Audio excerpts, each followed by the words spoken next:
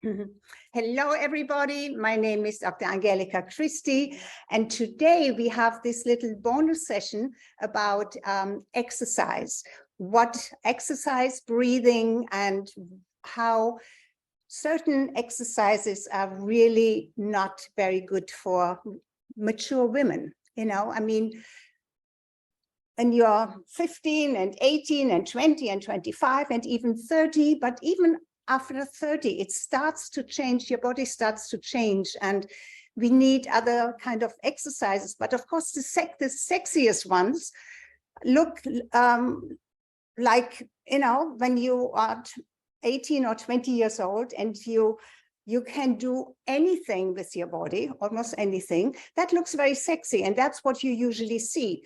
And when you go to the gym, then there is a lot of comparison. Oh my God, you know, I don't look that good. I can't do this. I think all of this is detrimental. And actually, to tell you the truth, I do not believe that a gym is the best place to get your body fit. And here's why. Let me start with the things that I believe you should not do. The gym is a place where you have a lot of machines, I would say. These are just all kinds of very smart machines that can train your body if you know how to use them and what not to do. And if you have a trainer who knows you very well and your body and your age and all of this, you may get away with going to the gym and getting some benefit. I have never gotten any benefit. I tried the gym a couple of times and then said, this is it for me. I only hurt myself, and I even with a trainer, and I did not find the environment conducive to focusing on me. There is just this thing about comparison, and you cannot help looking at others and see how they are doing and have your mind going, being occupied with that. So why do that? This is not, your body really is listening to you and wants you to be intimately engaged in what you want the body to do. It's almost like the body is listening. What am I supposed to do? What am I supposed to do? And then, you know, your mind is going somewhere else, not conducive. The other thing that I believe is very, very important, and we don't always think about it, is breathing.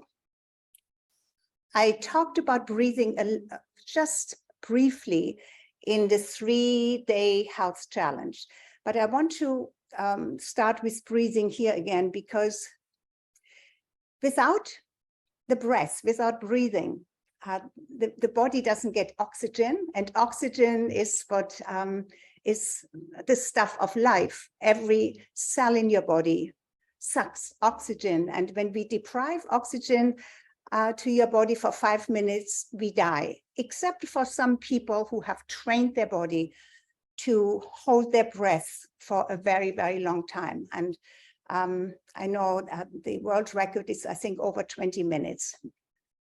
Don't try to do that.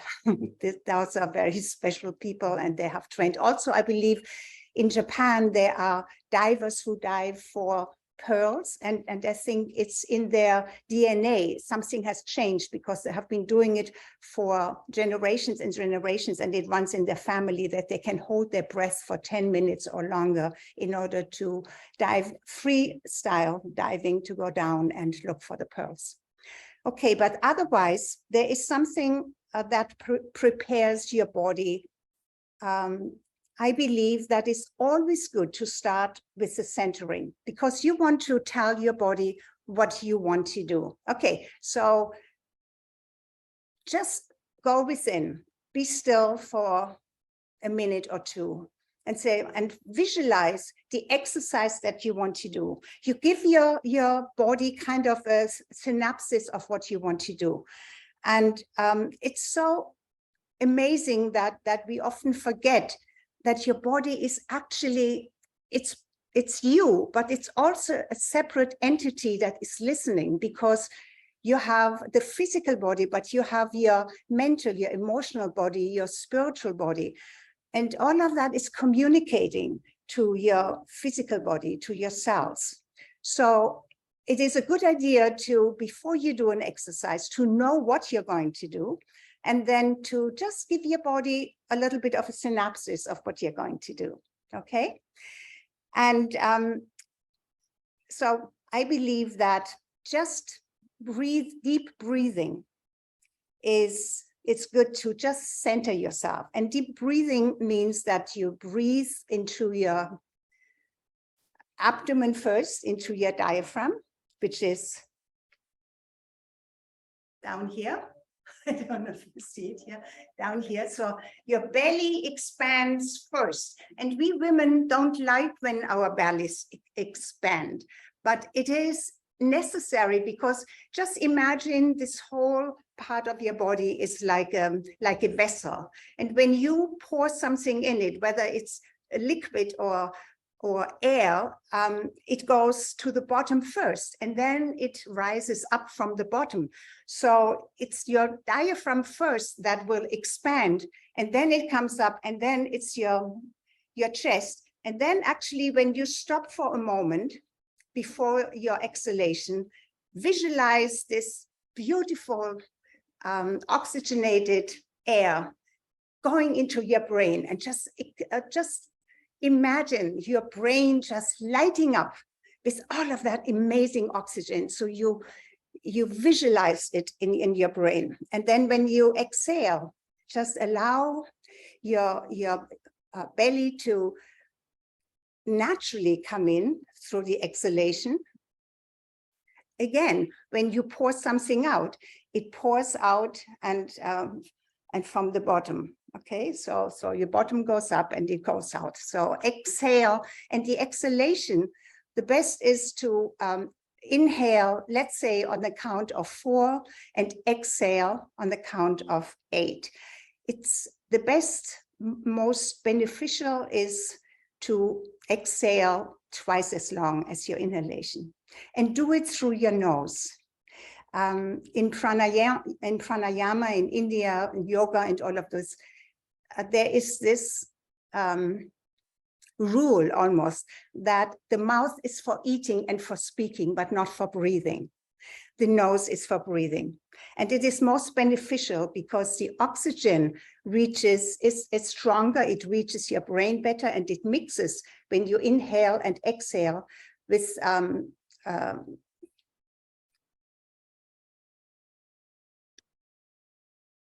what is the exhalation? Oxygen and, oh my God. Anyway, I'm sorry, I have a brain fog. Carbon dioxide. Carbon dioxide. Thank you so much. Exactly, carbon dioxide. Okay, so nose breathing. Okay, let's just maybe do it together. So centering yourself for a moment. And then start the inhalation, starting to allow your belly to expand. Then your chest, then hold it for 3 seconds and exhale.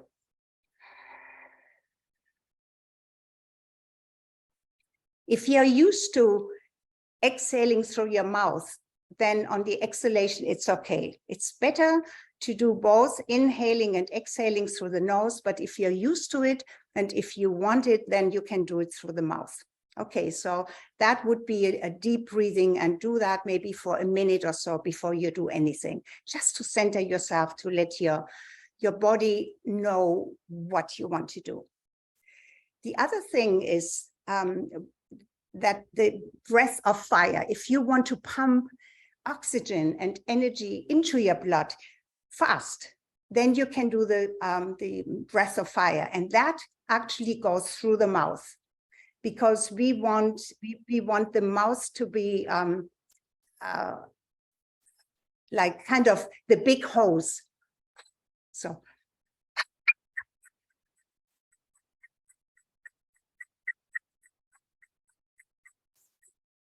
Okay, and then you feel almost like bubbles going through your entire system, into your blood. The oxygen is just going through, and that also saturates your cells with oxygen.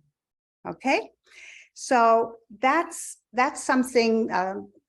And then is to calm anything down. Once you have done your exercise and you're still going high, but you want to calm your body down again, which is wonderful, is the alternate nostril breathing. So you put your thumb on the right side of your nostril. You take a slow breath in your left nostril, maybe on the count of 4 or 5. Close it, hold it for 3 seconds. Then open the right nostril and exhale just through that nostril. Very relaxing. And then inhale through that right nostril.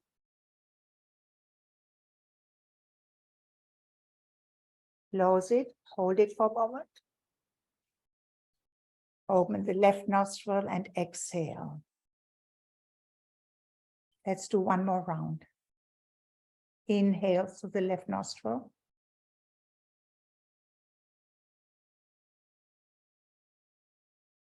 Close, hold. Exhale through the right nostril.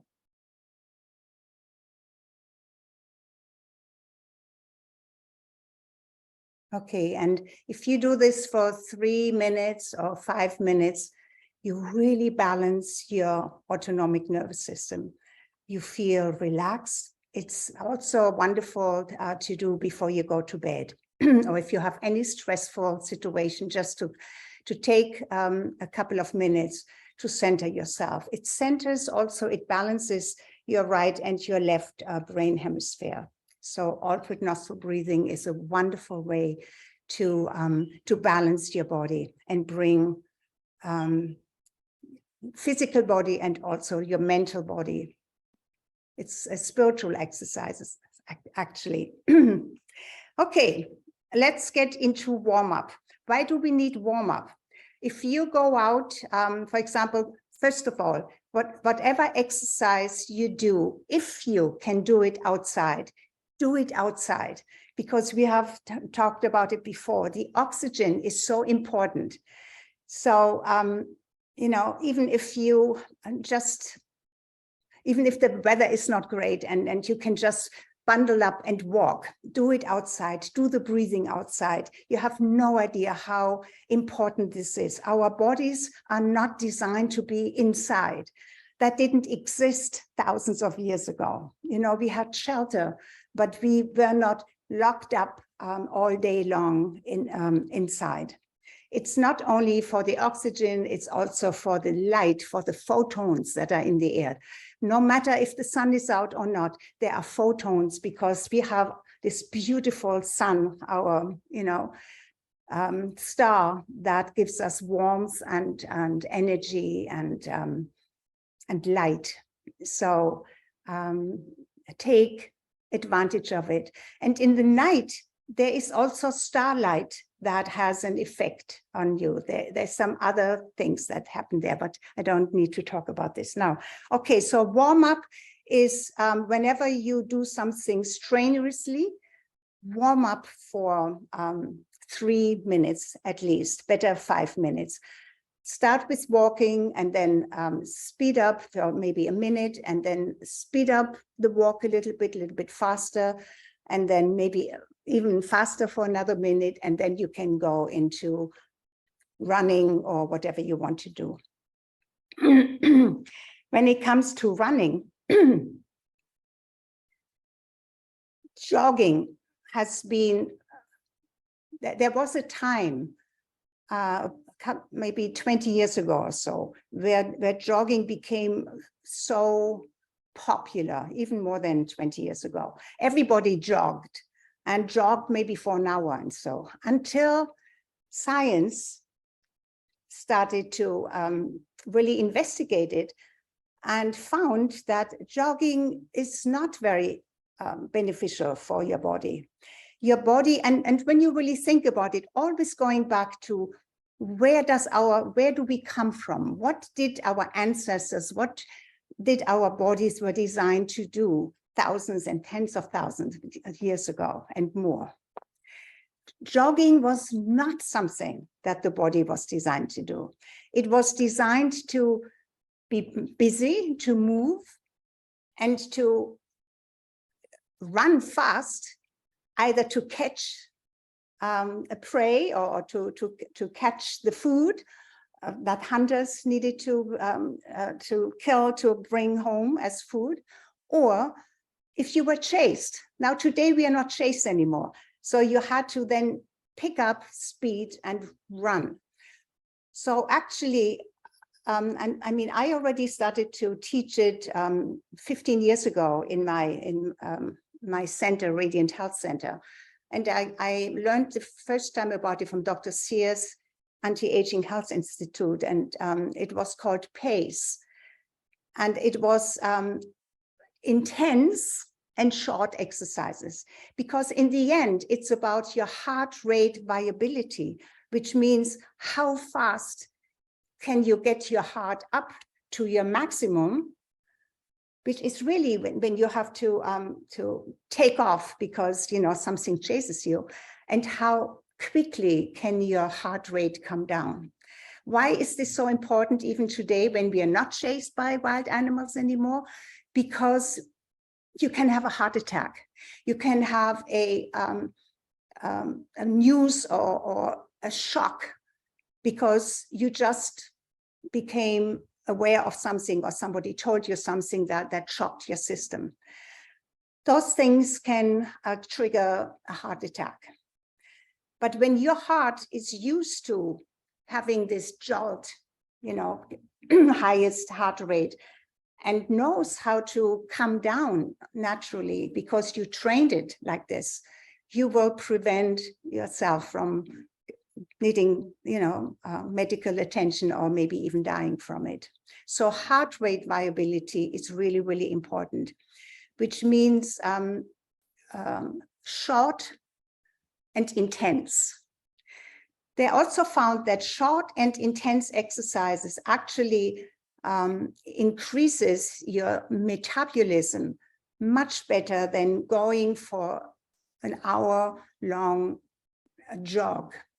You know, whatever you do, and you do the same thing over and over, not only does it not have the same positive effect anymore, but your body gets bored with it, and it actually shrinks your brain. Can you believe that? Physical exercise that you do over and over and over again actually has an effect on your brain. But when you put a lot of variety in your exercises, you always give your brain a new challenge. So what does your brain do with a new challenge? It creates new synapses, new pathways. You become, your brain grows, you become smarter, you become more creative. I mean, everything positive happens in your brain with variety, new challenges. And it can be as simple as combing your hair with your left hand if you used to do it with your right hand, taking the toothbrush in the other hand and brushing your teeth, writing with your other hand. See how you clasp your hands, your fingers, and then change it. Just go one behind it. And you see, you immediately give your brain something new to do. It's an exercise for your brain, okay? Not a physical, but it's an exercise for your brain. Or what do you do? How do you hold your arms when you put your arms like that? Now change it, do it the other way around, and it feels so strange, right? Do it the other way around. It feels a little strange, just like this. Doing like this first and then changing it like this. It feels different. We have a way of doing something because we have been used to doing it. And whenever you do something different, it's a little challenge for your brain, and also it teaches you to be more flexible. to be able, maybe if you break your right arm and you're writing with your right hand, you do everything with your right hand, now you're handicapped. But if you have trained your left hand to be at least not a total wuss, I mean, you probably not as great as your dominant hand, whatever it is, could be your left hand, but at least you have that opportunity to not be handicapped. Okay, all right. Cool down. The cool down is as important as the warm up. Again, it's all about your vascular system, about your heart, to bring your heart slowly to the highest possible rate when you do a longer exercise. When you do something that is short and intense, you don't need the warm up, but you always need the cool down. Okay, and I'm going to demonstrate something how that looks. Now, I just want to give you an overview. It's good to, and also it makes sense that warmth will prepare your muscles so that they don't get, that they're not stiff, and then you overstretch them, and then you get a muscle cramp, or you get, you overstretch, you get a tear or anything like that. So warmth, however you do it, through warming up or having a warm compress or bath or whatever, prepares it. Then after your exercise, cold is something that takes any inflammation or anything that that has been overworked, that cools it down, and so cold is wonderful afterwards. Okay, after. I am not for jumping into bath filled with ice, but that's just me. If you can do that, wonderful. But sometimes we just, if we have overstretched something, or we have inflammation somewhere, just a cold ice compress is good enough. But I know there are a lot of people who take, after a strenuous exercise, they jump into very cold bath. Now, I live in the Bahamas. Our water is never really, really cold. So when I have a shower and I turn off the hot and only have the cold, I still scream a little, but it's not really all that cold. Okay, so I'm a little bit of, yeah, pretending it's cold, but it's not all that cold. Okay, now weight training. It is important, especially as we get older, that we keep muscle tone. And as we get older, our whole metabolism changes, our hormones change, and our muscles get less, or it becomes more and more difficult to build muscle. So it becomes even more important, and it's a little more work to keep your muscle, at least don't lose a lot of muscle mass, to keep as much muscle mass as you can. And of course, there are weights. I do not like weights very much because it's unnatural to me. Your body weight is all that you really need. So, I mean, I don't know if you can see this, but I have a little bump here. So I have a muscle there and I have a nice definition in the back here. So I have muscle here. And all I do is when I walk, sometimes on my walk, I just press those muscles. I separate them, I isolate them, and I squeeze them and I hold them. And whenever you hold something, whether it's for a stretch or for an exertion, the minimum is 30 seconds. So you hold it for 30 seconds, and then you put the icing on the cake. Then you put maximum effort in it for another added 5 seconds. So You can walk with this. You can walk like this. You make this as hard. You may make your biceps as hard as you can. And you really feel it, and you feel it, and you feel it. You don't have to do this because you don't want to let go and up and down. It's not very good. You just hold it, and you hold it, and it hurts and it burns. And then you squeeze even harder, and you just hold it. And you go through that burn a little bit, and sometimes it starts to shake maybe. And then after about 30 seconds, you can count to 30 when you walk. Then you give 5 seconds the maximum effort. 1, 2, 3, 4, 5. Yeah, and then you can let go, and then you feel how this is all releasing, but you feel the energy going through it. And the same is with your, so that's the biceps, that's the quadriceps. So these muscles here are very important too, because you need this in order to maybe lift up your grandchild, or to put your little overweight carry-on into the, you know, in the plane, into that compartment there. And you don't want to ask for help all the time. So keep your arms strong. And the same is like for your quadriceps. So you just hold them. You can walk while you do this, but you can do little bounces, but you don't have to even do bounces. You just hold them. And you can hold them. And if walking takes your mind a little bit off that exertion, then do that. You know, you can even do that in your home, and you hold it. And after 30 seconds, you really focus, hold it like this, and you give it your maximum effort, maximum effort. Oh my God, that burns. It burns, it burns. Maybe it starts to shake, and then you let it go. Okay. And then sometimes it's good to just do some wheels forward, maybe 10 times, backwards, you know, 10 times.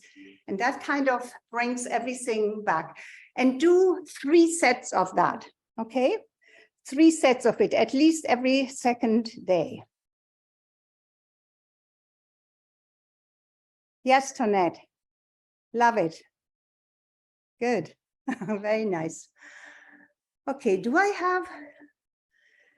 you see each other? I believe so, right? I think I have gallery view. Good. Okay, and don't forget hydration. Okay, hydration is really, really important.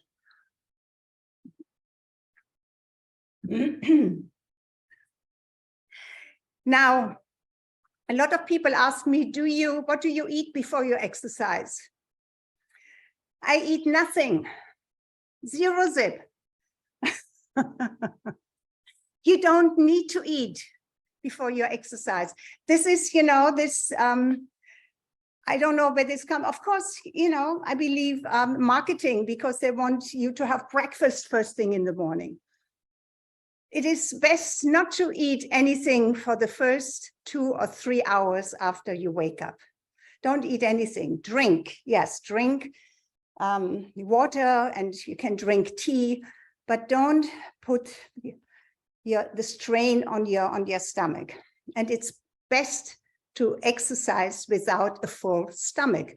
Does it make sense? Because a lot of energy is exerted for digestion. Why would you want to do this if you want to exercise to digest at the same time? So don't do it.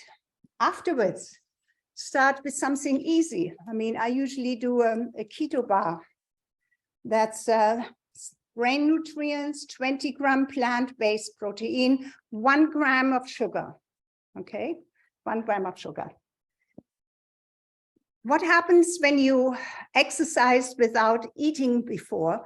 Then the body, you have so much supply of energy stored in your system. If it's not in your blood, then it's in your fat, right? And who doesn't want to have the body nibble a little bit on that fat around your belly or so. Another thing that is that is wonderful that you can do only on an empty stomach, and it also strengthens your abdominal muscles, is you take a deep breath in, exhale, then bend over. You see it still, and then you suck in your stomach, you pump your abdominals.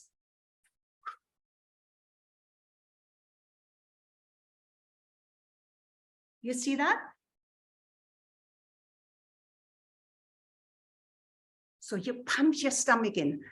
It's an amazing exercise that helps again, your circulation.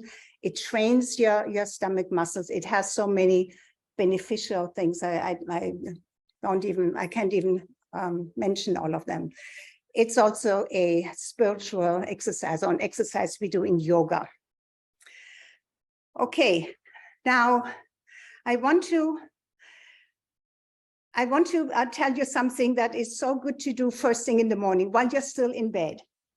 Your first thing should really be, when you wake up, say, thank you, God, for this new day, because you got a new day waking up. And then it's great to get your lymphatic system going by, when you lie on your back, to shake out your arms, put your legs up into the air, shake out your legs. Exactly. Look at Tonette, she's doing it. Wonderful. Yeah. Do that for at least 30 seconds. If you can do it for a minute, even better. You have drained your lymphatic system and gotten energy into it. Okay. Legs and arms at the same time. Just wiggle them. Feel like a kid, you know? Okay, good. Okay, now I would like to, and what is also wonderful is at the end of the day, maybe before you go to sleep or at any time when you have the opportunity to do this at least once a day, you can do it twice, is to just put your legs up against the wall. That means you have to get your butt really close to the wall and then put your legs up and let them rest there. Let them rest for up to 20 minutes. It will drain all of the water and the lymphatics. It will, what you do in the morning like that, when you just put your legs up, it will be so beneficial for you. It will also, I have heard a lot of people saying it improves their sleep. So that's good too. Okay, when it comes to stretching, I see a lot of people who start their exercise with stretching. That's not a good idea, because again, you need to warm up your body first before you want to stretch. And then when you stretch, for example, let me see if I can show you a little something here. Yeah, I have a staircase here. So can you still see me here? Okay. So for example, can you see that? Okay, you can do this. Yes, we can see that, Angelika. Yes, we can see you. Okay, you can do this on your bathtub. You can do this on a chair or anything, you know. Some people don't like it so high. I like it a little bit higher. It's really important to stretch your hips. So you slowly go into this stretch. Very slowly move in it. Never bounce. Never do this. Okay. You just slowly go into the stretch. Breathe. Breathe through it. And go to the point where you feel resistance, but it's not as if it's painful, but there's just resistance. And then take a few breaths, exhale, and just move a touch further into it. Even a little more into it, but never bounce. And then again, hold it for at least 30 seconds, and then give it 5 more seconds to just go through your maximum stretch. And that may hurt just, no, not hurt. That may feel a little uncomfortable, but that's fine. Okay, and then do the other. What is also important is to keep your hips flexible. Do you know why you need to keep your hips flexible? Because if not, then when you get older, then you walk like this, right? That's like old people walk. But if your hips are flexible, then you walk like this. You know, you have a swing in your hips. So you have to train your hips to be flexible. What I do a lot is also to get rid of some of the fat around the waistline. Is, yeah, it's with the sucking in the stomach, but also your love handles on the side. Just squeeze. Well, you can bring up your, get onto your toes a little bit. The first, the front part of your foot. Bring your hip up, and then that same hip, and then reach down. So you squeeze that part. You really squeeze that part of your waist. Squeeze it. And again, breathe. Don't bounce, but see how much further you can get into it. And breathe. And breathe. And then do it with the other side. Bring that hip up. See, bring it up by bringing your left heel up. Bring that hip up. Let that arm go down, and then squeeze the obliques. Squeeze, squeeze, squeeze. And then do a little bit of rolling your hips. You know, rolling your hips. And that reminds me of dancing. Dancing is the best way of exercising. Yes, yes, yes. It's the best way of exercising, jumping around, or just allow the music, whatever music it is, to move your body. It's beautiful to dance with a partner, but if you don't have a partner, your body is perfect to express itself. Your body loves music. Your body feels the music. And it wants to move. And so without you dictating what moves to do, just put on some music and allow your body to become creative. See what it does with the music.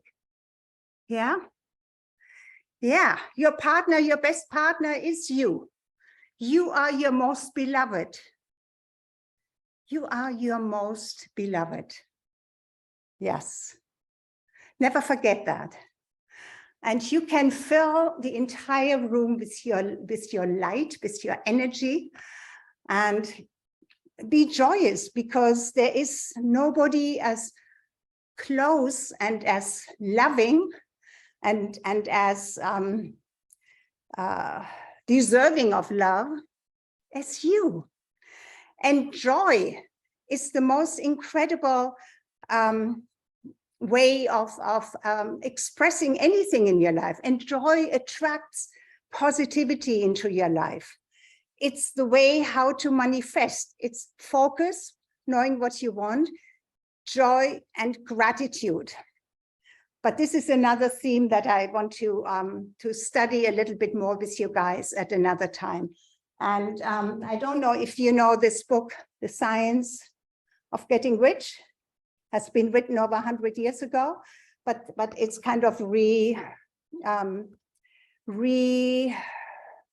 I think it has been, I think some of the difficult to understand stuff has been taken out. Now, this is not just getting rich with money. This is how to manifest anything in your life.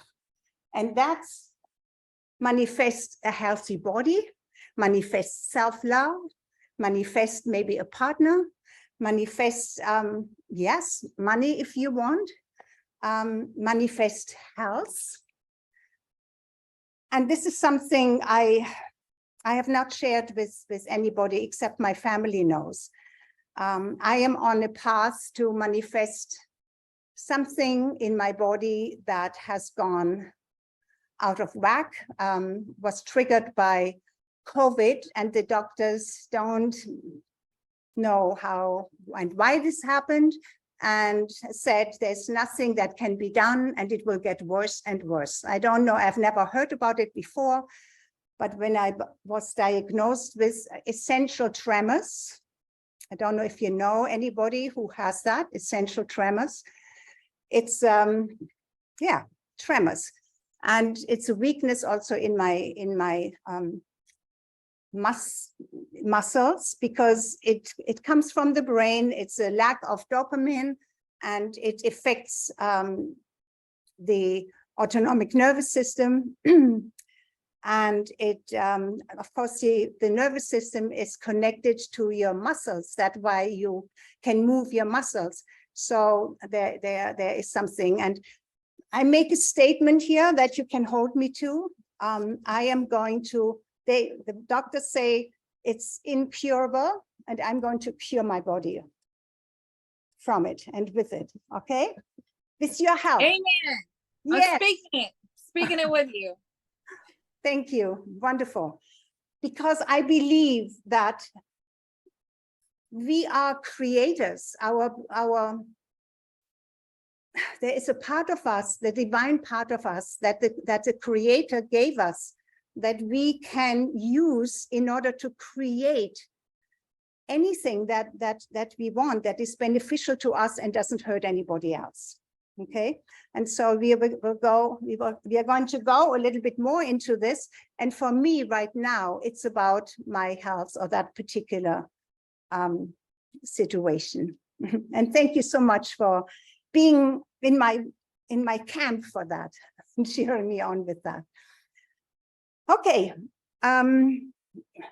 body weight, push-up. Okay, there is, you have probably heard a lot about, yes, your body is all of the weight you need. And we already said this muscle isolation is really important. The other one, of course, is squats. Squats are amazing, but a lot of people don't know how to do squats. They hang over. What is really important is that you keep your upper body straight, that you're actually, your shoulders and your hips, that this line here stays straight when you do squats, okay?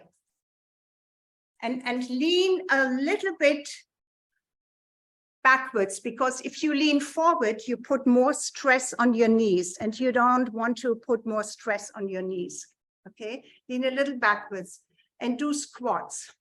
Now you can do squats by having your hands in all kinds of positions, forward or behind your back. And it's most effective when you don't come all the way up and relax and bring your legs straight, make your legs straight again, but keep your knees soft. Go down and come up just before you straighten your legs, and go back down again. So it's kind of a smooth movement, okay? Because your quadriceps, your hamstrings are really important to keep your body up and to to do the work that you need to do. And you see the typical old person has no real muscle in their legs anymore. Did you notice that? When women's legs become very skinny, or old men's legs are very skinny, you can prevent that by doing squats. Very, very effective and very important. Something else.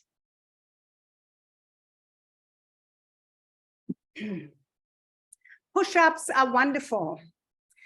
We women usually keep our knees on the mat, and that's good.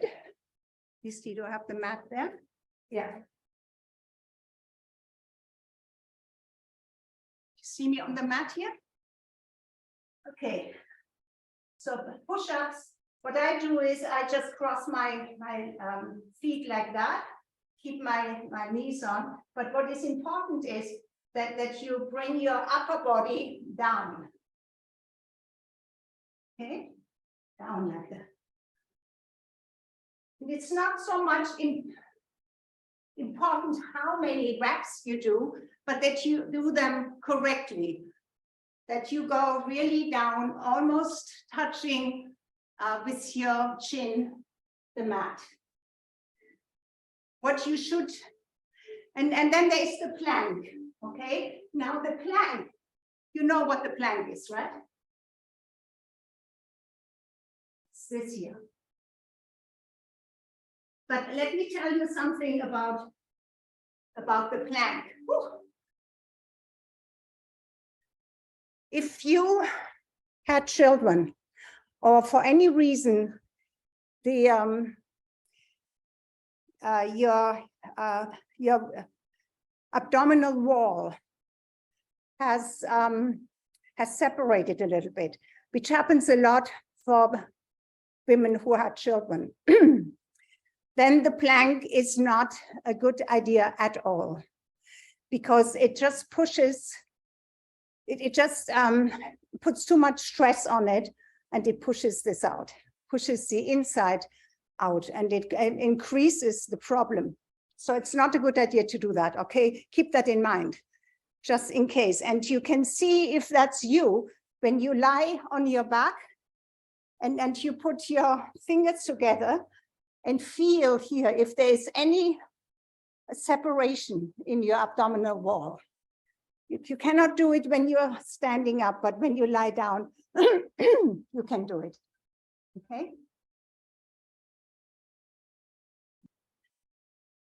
Okay, body weight, squats, push-ups, plank, careful with the plank.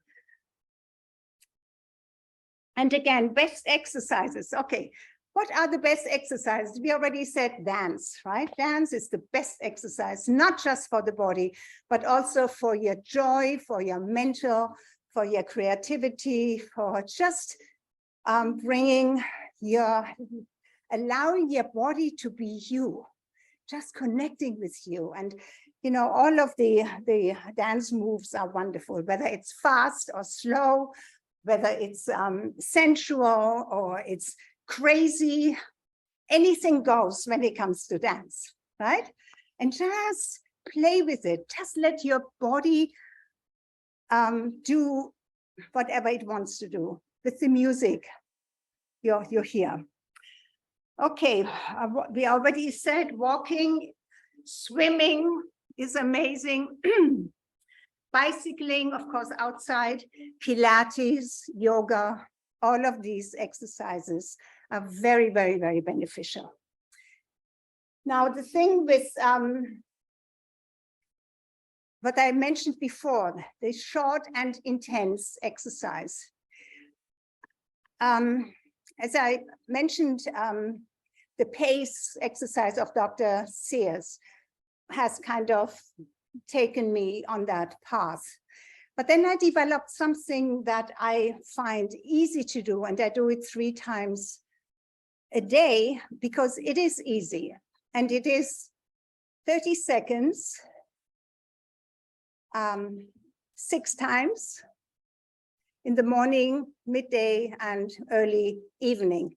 And what I do is different things. But for example, what you can do is just put one leg forward, the other back, like this. And then just do as fast as you can.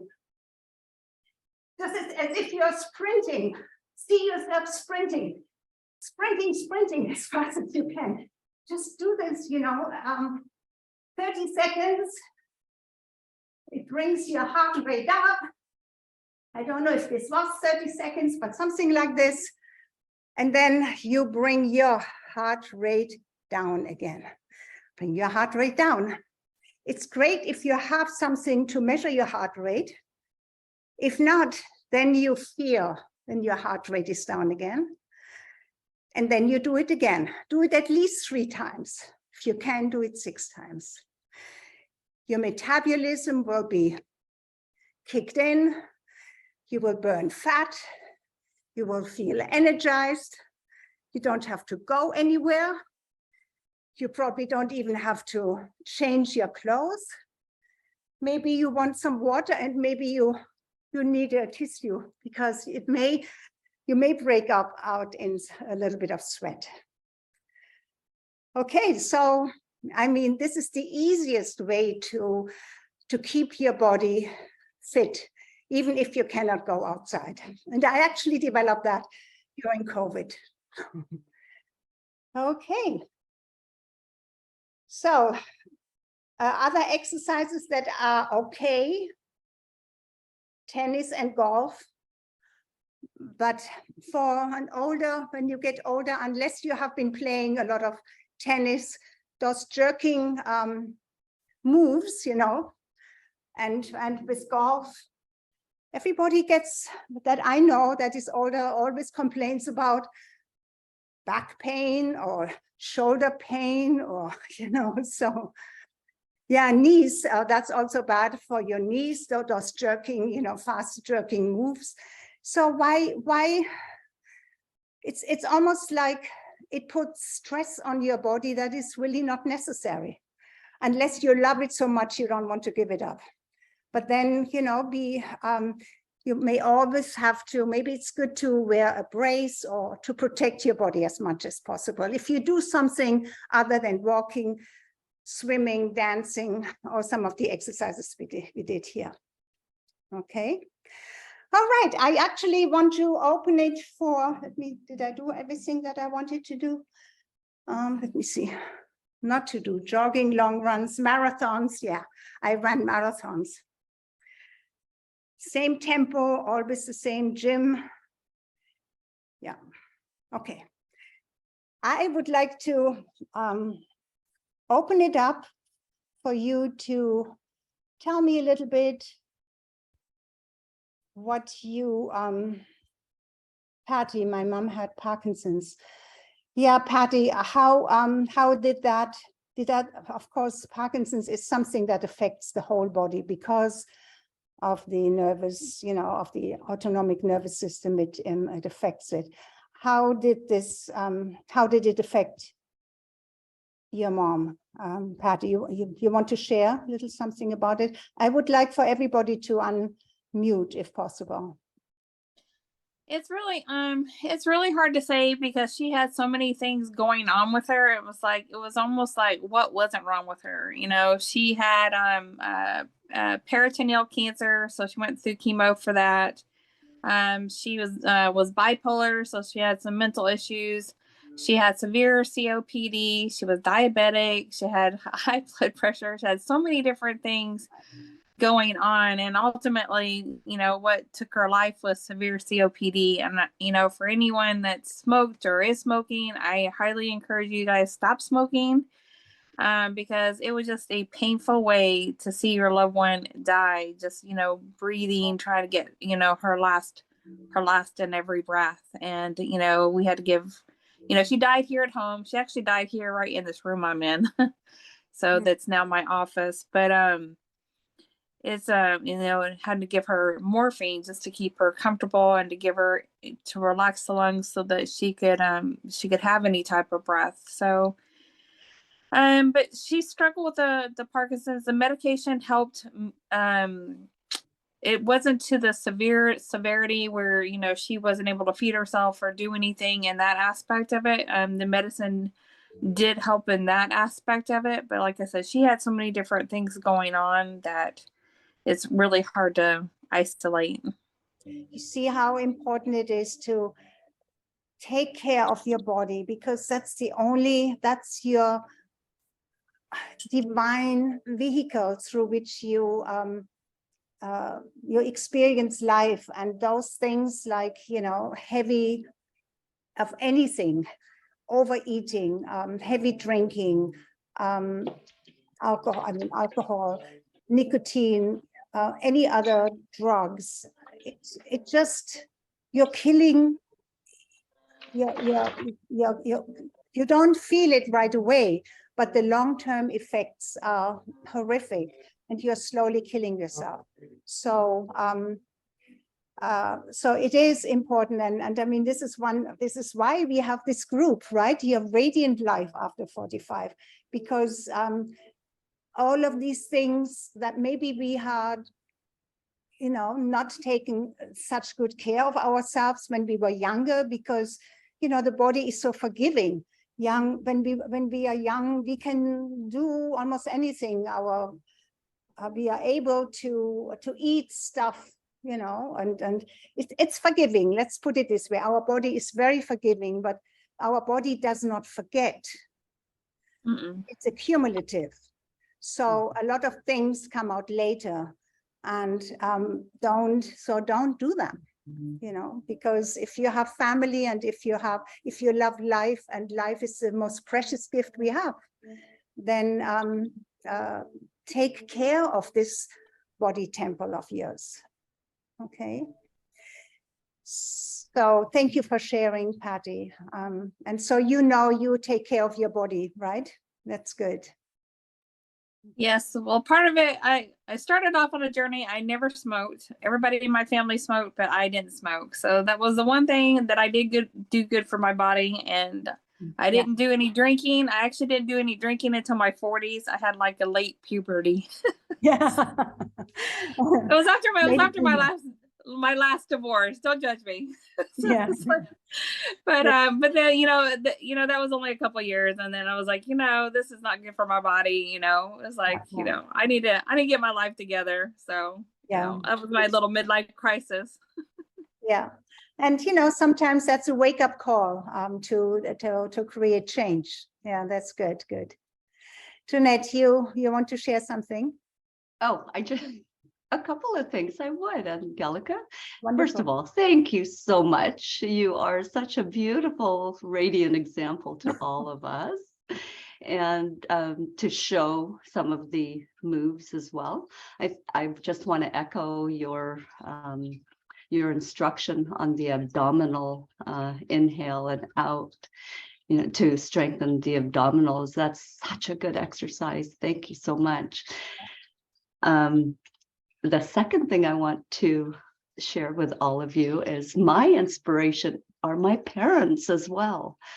My mother, looking back, I want to share with you that my grandmother passed away, and in her deathbed, she asked my mother to make sure that she exercised and kept herself well, because her reason was because she didn't do it as frequently or as often to keep herself in shape. She wanted my mom to make sure that she did. And I'm happy to say my mother's 80 years old, and she goes to Aquafit. She actually boasts to me when we speak about working out that she can do plank for more than 60 seconds. When I used to visit her, my mother's a very religious woman in her own faith. She has half a bonsai ball that she'd stand on, open her laptop for her prayers, and use a kettlebell and start doing these rows Yes, incredible. So I just wanted to share that story Yeah. with you because Oh. it's so inspiring. Yeah, that's beautiful. You see, there is really no, there is no age limit. Your body is there for you. If you use it, it will comply. It will give you what you want it to do, and it will love it, you know. But if you don't use it, it will just slowly wither away. You know, it's just like that. And so many people, when they get older, they believe, you know, now it's their time to just sit around and veg out and watch Netflix and just don't do much anymore. And your body, whatever you don't challenge, will retreat. You know, it's you always need to give it a little challenge. You know this throughout your life, whatever you do. If you don't give it a little bit of a challenge, it becomes boring too. You know, becomes a routine that becomes boring. Always inject something that is new. Be curious about life. Try out new things and see how your body reacts to it. Just honor that beautiful body temple and say, okay, I take good care of you. Let's see what we can do. Let's try something here. And then let's just see how this works. But it is important to, and you can check that with your muscles, that you don't lose muscle mass. Really, really important. And something I wanted to share with you. I mean, I have this from Bo Eason. I don't know if anybody knows Bo Eason.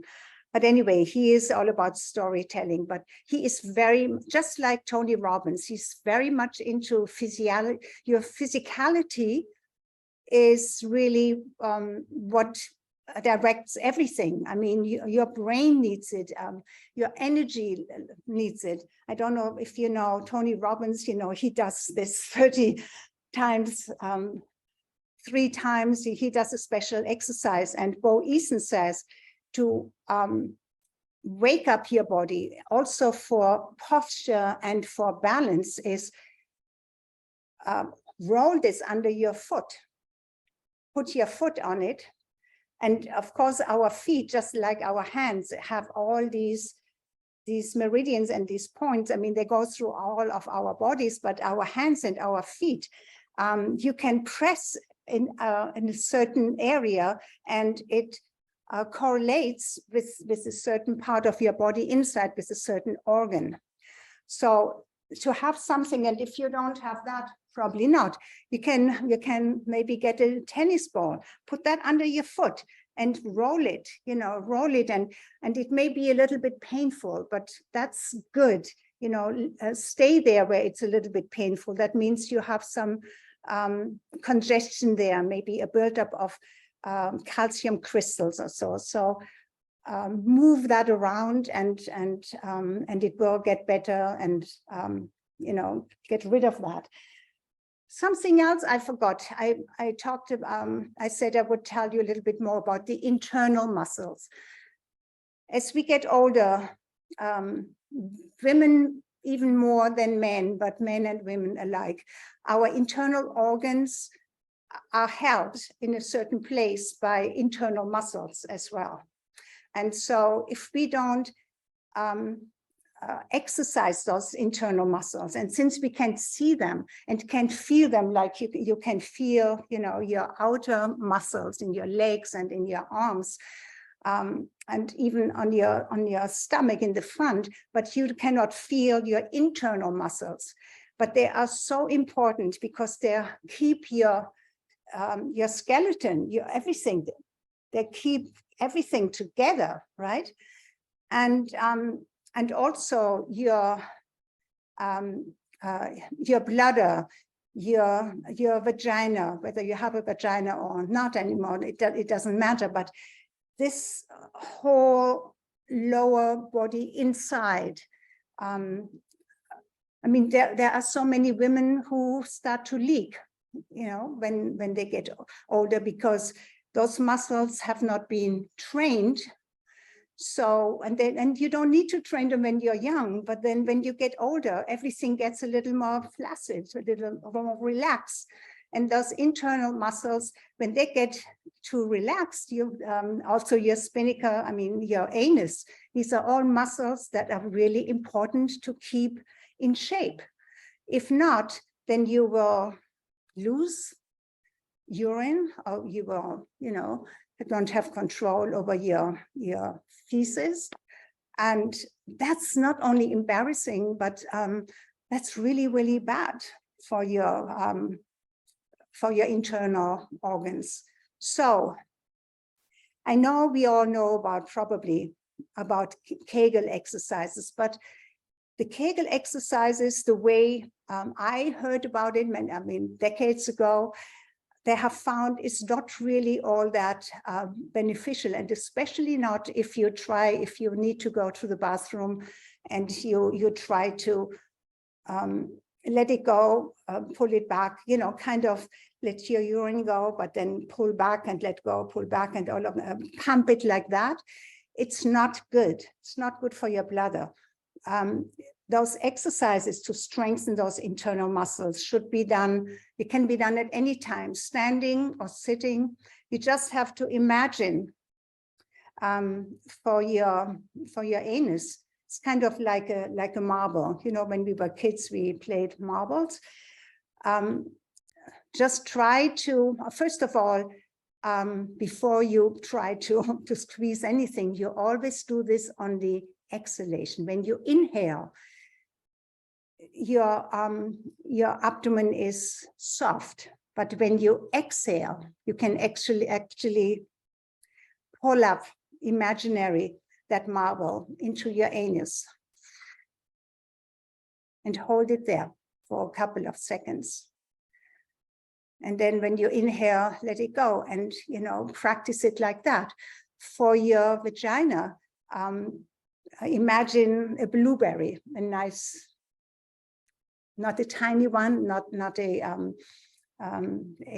freeze-dried or alive, a nice size blueberry, and imagine to pull that up into your vagina. Okay, hold it there and let it go. And for your bladder, for your urethra, you bring what they say a little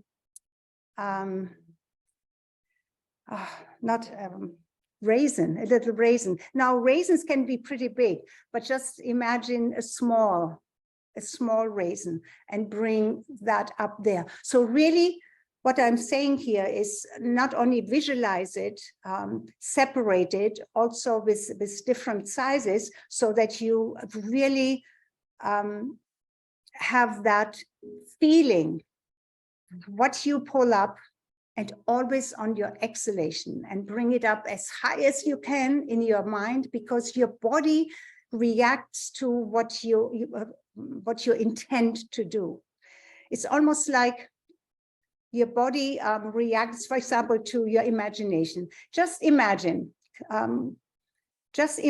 somebody is squeezing a very, very sour, super sour lime juice into your mouth.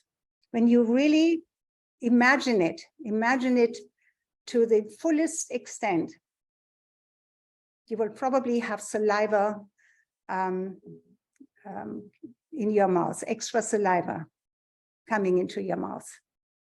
Yes? Yes? Was that real? No, it wasn't real. But you focus on it, you imagined it, and your body said, yeah, that's what's happening. So the same with bringing, these exercises. You imagine it, and your body will do the work. Just focus on it, and it will do exactly what you want it to do, and it will do the exercise for you. All right. So don't expect, if you have leakage or anything, don't expect it to be done in a week or so. You have to keep on exercising that. And I know I said, what? About a year ago, I said, what? I'm dribbling, I can't make it to the bathroom. I mean, I was so shocked. I said, how can this happen to me? And I started to research that, and then I found out. So even though I did Kegel exercise, that didn't prevent it, you see? So that's what I wanted to tell you for the internal muscles. And as such, you can visualize. If you want to look into an anatomy book and visualize a certain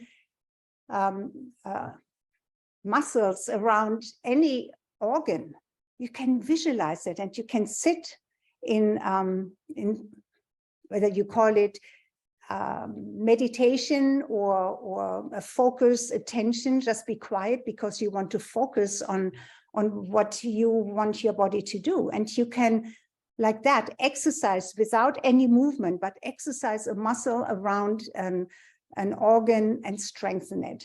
Okay, because our internal muscles, especially as we get older, are as important as our external muscles. Okay. All right, any questions?